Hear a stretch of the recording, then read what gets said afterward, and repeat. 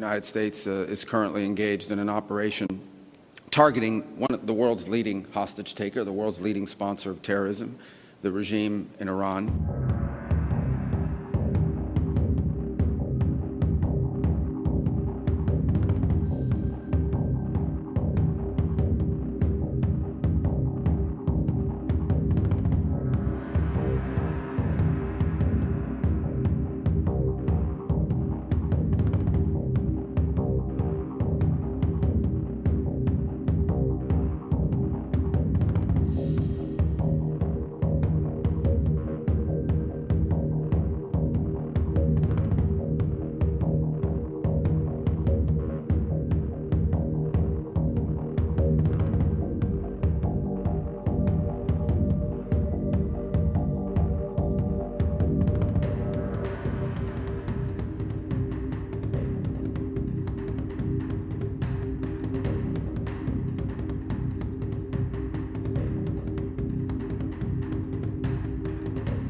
Thank you. I want to welcome everyone here to the State Department. I wish it was on a happier occasion, although we do have things to celebrate in terms of Americans that have been returned, but also we remember those who have not returned.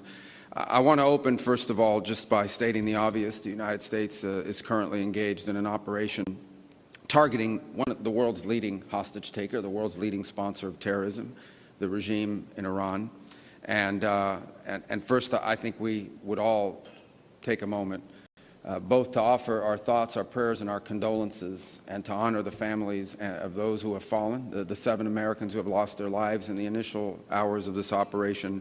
Incredibly brave Americans, and you saw 6 of them dignified return over the weekend, and we all are in awe of their service, of their bravery, of their courage, and our hearts and our support extend out to their families in this very difficult moment, and the families of these incredible heroes. And heroic things are happening all the time, some of which will never make it to the headlines, but American men and women in uniform are conducting an extraordinary mission with extraordinary efficacy and efficiency and impact. The goals of this mission are clear, and it's important to continue to remind the American people of why it is that the greatest military in the history of the world is engaged in this operation. It is to destroy the ability of this regime to launch missiles, both by destroying their missiles and their launchers, destroy the factories that make these missiles, and destroy their Navy. I think we are all seeing right now the threat that this clerical regime poses to the region and to the world.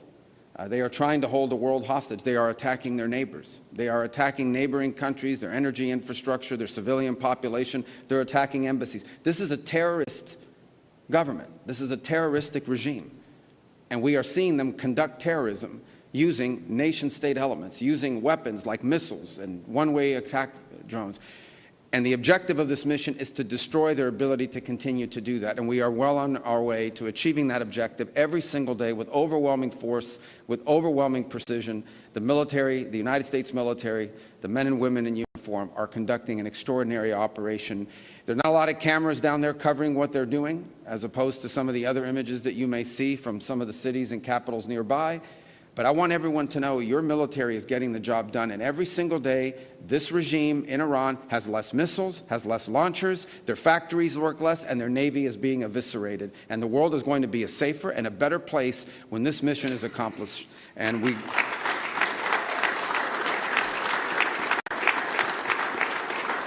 Now, we are here today, obviously, on something that touches right on Iran, but I think, unfortunately, it's not just limited to Iran. And we're here on the 3rd U.S. Hostage and Wrongful Detainee Day, and it's a day that exists because families and loved ones refuse to let their loved ones be forgotten. We have this day to celebrate those who returned, to honor those who perished in captivity, and commit to returning those who are still in detention and holding also the perpetrators of this accountable. Last year marked 10 years of what they call SPIHA and the Hostage Recovery Fusion Cell. These were entities that were created with a specific mission of bringing Americans who are justly detained, bringing them home. And because of this mission, because the heart of this mission really can be captured in one word, and that one word is homecoming, reuniting people to their loved ones. 4 years ago, 50-plus families in the Bring Our Families Home campaign created the flag that flies here today. It's a symbol of solidarity. It's a symbol of resolve. It's flown in honor of Americans brought home over the past 3 years and the Americans yet to be brought home to their families. And many of the families and of the returnees and the advocates who made those moments possible are with us here today. And we want to thank you for your advocacy, for never allowing us or anyone to forget of those Americans that are unjustly detained. And we're especially grateful to those who themselves were detained. You know, it would be perfectly understandable if you decided, I'm back home, I'm going to go on with the rest of my life. Your willingness to step forward, to tell your stories, and to ensure that other Americans who are similarly situated to the way where you once were are not forgotten. We're truly grateful. Your persistence, your courage, your love for your family members continues to drive this effort in days like today. As was already pointed out, March 9th marks the day that Robert Levinson went missing in Iran, and actually it was a case that I was also very involved in as a United States Senator, dating back to my very first day in the Senate. In fact, one of the first meetings I had, and to this I credit my former colleague, Senator Bill Nelson of Florida, introduced me to this case as soon as I got elected.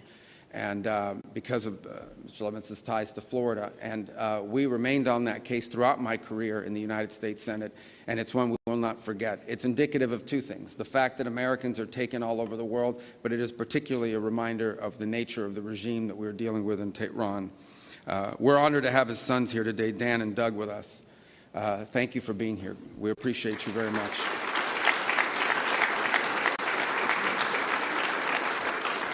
And so today, in recognition of their extraordinary dedication, and really everyone's here, but in particular, we've dedicated the flag flown here today to the Levinson family. And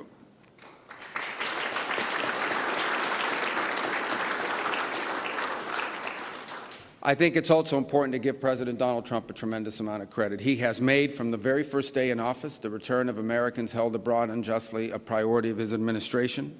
And since a little over a year ago, over 100 Americans have been brought home.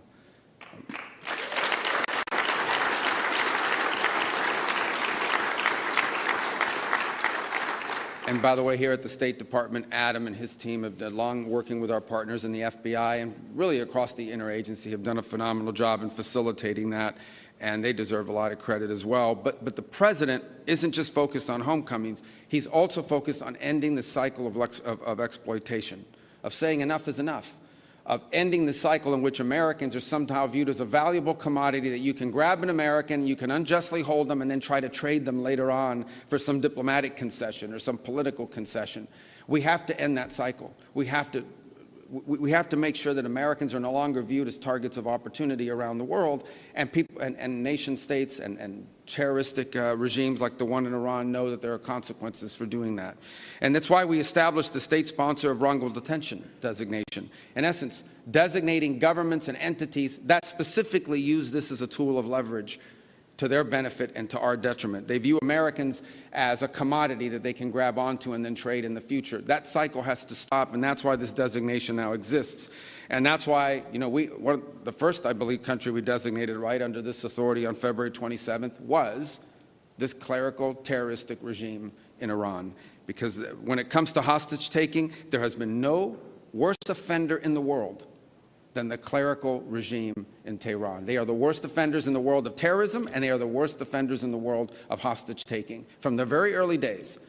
And so they were our first designation. They were founded, unfortunately, on an assault on the brave men and women of our foreign and civil service that were located there in Tehran. And the message is going to be very clear. The United States will not tolerate hostage diplomacy. They're not going to tolerate, and we're going to continue to hold that regime accountable, and all other regimes that engage in this accountable for these practices. So, in closing, let me just say, today we honor those who are still waiting. It celebrates those who returned, and it remembers those whose homecoming came sadly and tragically in a different way. But our mission, even as we remember and honor those from the past, our mission is forward-looking. We believe in homecomings, we work for homecomings, and under the President's leadership, we will not stop until every single unjustly detained American is brought home. Thank you.